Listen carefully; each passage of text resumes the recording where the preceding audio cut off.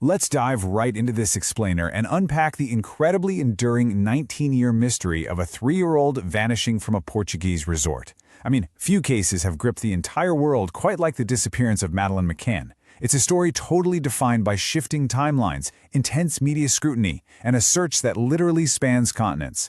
But instead of the usual rumors, today we're looking strictly at the facts. We're drawing directly from official reviews, legal documents, and the documented timelines to understand exactly where this monumental case stands today in 2026. To understand this complex case impartially, we'll hit 6 key areas: the night she vanished, the flaws in the investigation, the suspicion in legal battles, the global search effort, the prime suspect Christian Bruckner, and finally, why this remains an unresolved mystery. Section 1. The night she vanished, May 3, 2007. Let's zoom right in on the hyper-specific details of that evening in Praia da Luz. So picture this. The McCanns were staying in a ground-floor corner apartment, 5A, at the Ocean Club Resort. At 7:30 p.m., 3-year-old Madeleine and her 2-year-old twin siblings were put to bed.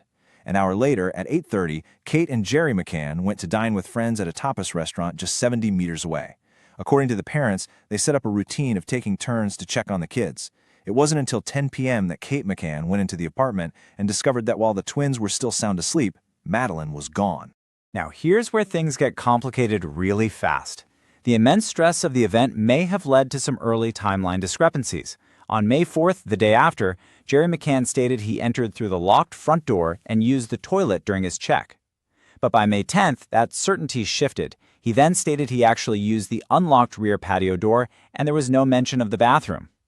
While extreme trauma can absolutely cloud memory, you can see how these shifting details made it incredibly tough for investigators to lock down a reliable timeline.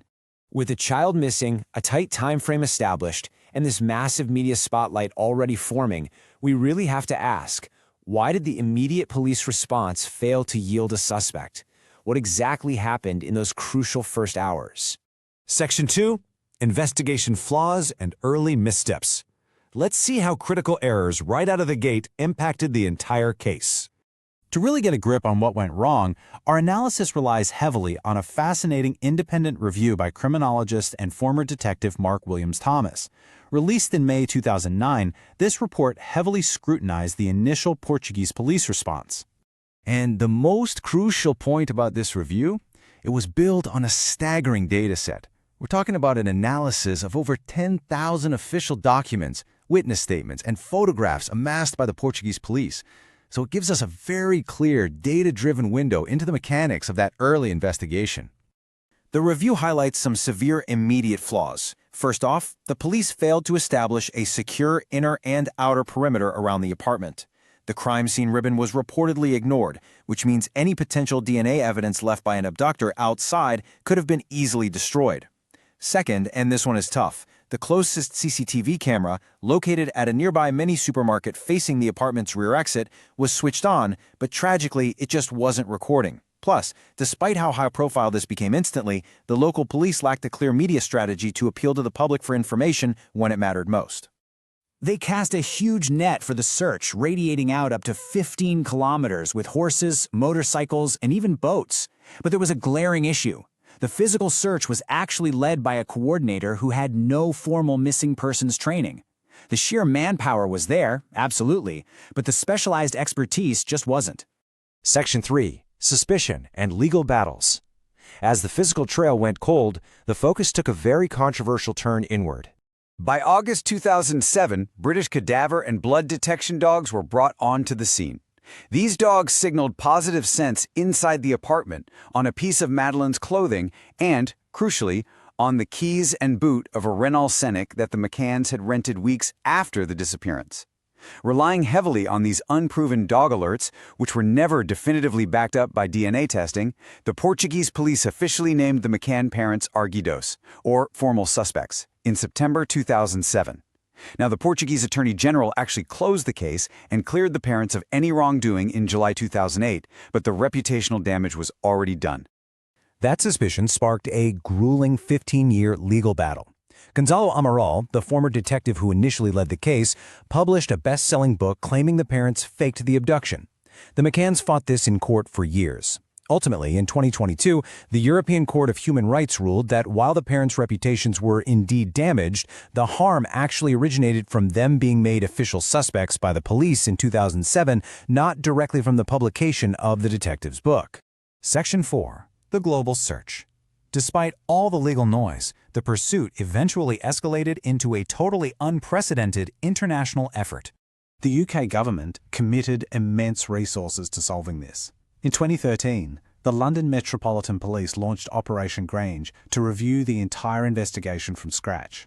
By 2015, that operation alone had cost over £10 million.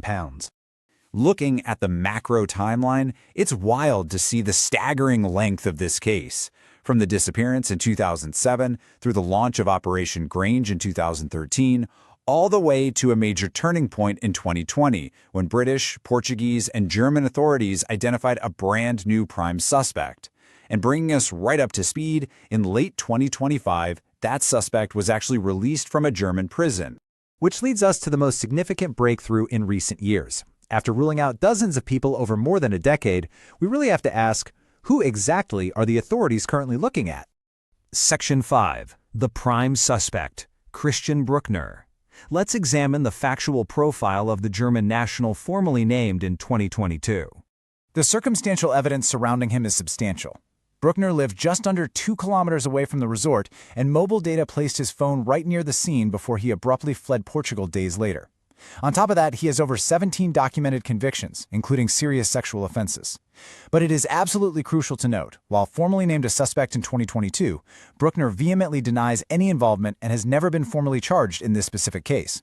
It's also important to understand his current status as of late 2025.